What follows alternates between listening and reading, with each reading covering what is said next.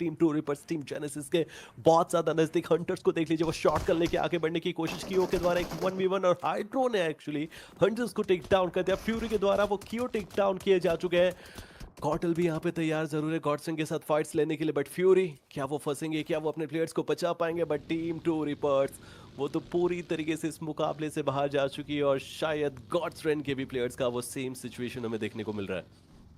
लेकिन गॉडल बिल्कुल सही वार कर सकती है, अभी के लिए फंसे हुए हैं जेनेसिस के खिलाड़ी। हालांकि रीसेट तो उन्होंने कर लिया है, हील अप कर लिया है, रिवाइवल्स दे दिए और वापस से एक बेहतर वो फाइट दे सकते हैं। लेकिन गॉडल जिस तरीके से वो तैयार आए हैं, मुझे लगता है कि ग्रेविटी उनके लिए सबसे घातक अंजाम होगा, क्योंकि ग्रेविटी की पोजीशन काफी पीछे है और उसकी ज्यादा इन्फो अभी तक गॉडल को थी नहीं। लेकिन अब स्पॉट कर लिया गया, ग्रेविटी थोड़ा ओवर एक्सपोज थे, एरन की नजरें गई, ट्रेसिंग भी लगाई थी लेकिन वहां पे कनेक्शन बने नहीं। बट एडमिनो गॉट वन, हंटर को भी नॉकआउट करने के लिए आगे बढ़ रहे थे, लेकिन हंटर का वो एलिमिनेशन पहले ही कहीं ना कहीं उनके साथी ने निकाल दिया था। इस पावर जो गए थे हंटर को टारगेट करने के लिए, लेकिन दूर दराज से एक ट्रेड आया ग्रेविटी की तरफ से, उसमें एडमिनो को नॉकआउट होना पड़ा। लेकिन अभी भी सिचुएशन संभाल रहे हैं, गॉडलाइक के खिलाड़ी गिव अप करने को बिल्कुल तैयार नहीं है। लेकिन जेनेसिस उनके मात्र अब ग्रेविटी बचे हैं, वो चाहे ना चाहे लेकिन उनको गिव अप करना पड़ेगा। हालांकि एडमिनो को रिवाइवल मिल जाएगा, लेकिन उनके जो एक साथी मान्या नॉकआउट है, उनके रिवाइवल पे फिर भी थोड़ा सा डाउट हो रहा है। अगर ग्रेविटी नजदीक जल्दी पहुंच जाते हैं, वैसे तो होना मुमकिन नहीं बल्कि नामुमकिन सा है, क्योंकि ग्रेविटी को भी नहीं देंगे गॉडलाइक के खिलाड़ी मौका। और इस बार शुरुआती 5 फिनिशेस के साथ एक बेहतर कोऑर्डिनेशन दिखाया गया। माना वहाँ पे हिग्स बोसन के प्लेयर के साथ फाइट लड़ते हुए दिखाई दे रहे, मतलब इन्होंने पोचिंग की तरफ कितनी रफ्तार से वहाँ पे लूट की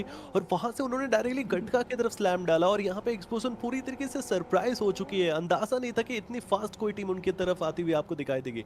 और मैं ये भी सोच रहा हूँ कि क्या टीम गॉडलाइक के पास वो इनफ लूट है? नहीं है, वो फाइट्स लेने के लिए घुस चुके हैं। फ्लेम के द्वारा देख लीजिए, माने को टेक डाउन किया गया, बचाना उस प्लेयर को बहुत ज्यादा इंपॉर्टेंट है, वरना ये पुश पूरी तरीके से खराब होता हुआ देखने को मिल सकता है। हीरो वहाँ पे डॉट एचपी है, लूट तो उनके पास में भी कम है। अगर वो प्लेयर को नॉकडाउन किया जाएगा, समाप्त किया जाएगा, तो टीम गॉडलाइक का एक अलग से ही डोमिनेशन 4 फिनिशेस का देखने को मिल सकता है। बट एक्सपोज उनको फाइट बैक करना पड़ेगा और जो प्लेयर उनके डाउन हुए थे उनको वहां पे रिवाइवल दिया जा चुका है। दोनों ही टीम्स के पास यहाँ पे लूट कम है और ये तो मुझे एक सरप्राइज फाइट इन दोनों टीम्स के बीच में इतनी अर्ली देखने को मिल रही है।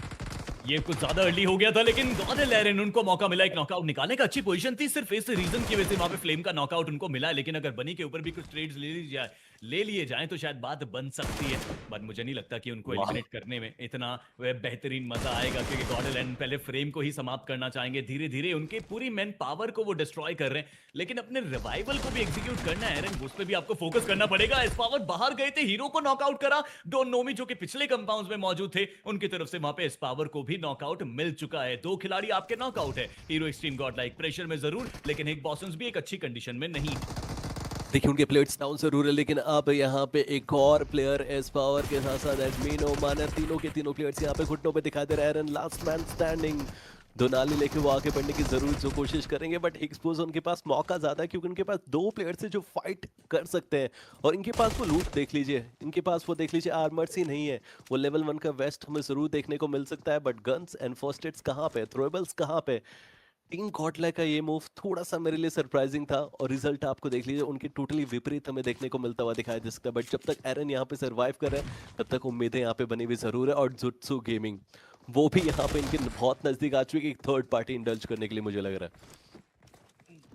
मुझे नहीं लगता यार कृष्णा कि यहाँ पे हीरो एक्सट्रीम गॉडलाइक सरवाइव कर पाएगी। आई डोंट नो कि एरन के पास इतनी कम लूट थी, इनफैक्ट सभी खिलाड़ियों के पास इतनी कम लूट थी, वो क्यों फाइट लेने के लिए आए? एक खिलाड़ी को नॉकआउट तो चले करा, लेकिन डोंट नो मी उनकी पंप शॉटगन से एरन को भी यहाँ पे समाप्त कर दिया गया। लेकिन कहानी में एक ट्विस्ट आया दोस्तों, जुत्सु गेमिंग जिसकी बातें कृष्णा ने कुछ देर पहले करी थी, अब वो आ चुकी है यहाँ पे थर्ड पार्टी करने के लिए और इस कहानी में एक अलंकार लगाने के लिए, हालांकि अपना नाम ऊंचा करने के लिए, क्योंकि जुत्सु गेमिंग वो भी चाहते हैं पॉइंट टेबल में ऊपर आना, उसके लिए एक बॉसन्स को हटाना जरूरी है। क्या फ्लॉक का ये ग्रेनेड जाएगा और डैमेज करेगा भी एक बॉसन्स के खिलाड़ियों को? आई डोंट नो कि रीजन क्या था, लेकिन फ्लॉक वापस से बाहर आए क्योंकि ऊपर मॉली हो गई थी और इसलिए वहां पे कोई रिस्क लेना नहीं चाहते थे, इसलिए बाहर वाली विंडो से वो ग्रेनेड करना ज्यादा उचित उन्होंने समझा। बट एक बॉसन्स उनके पास ज्यादा मौका है नहीं, हालांकि जेविन के ग्रेनेड से मैट साइरस का नॉकआउट आ गया है। सिचुएशन बदल रही है, लेकिन एक बॉसन्स गिव अप नहीं कर रहे हैं। 2-2 स्टेबल टीम के साथ बढ़िया फाइट उन्होंने इनिशिएट करी, कम यूटिलिटीज उनके पास है, लेकिन जितनी है उसका बेहतरीन उपयोग करा जा रहा है। जेविन उनका नॉकआउट दोबारा से हमें देखने को मिला है अभी के लिए।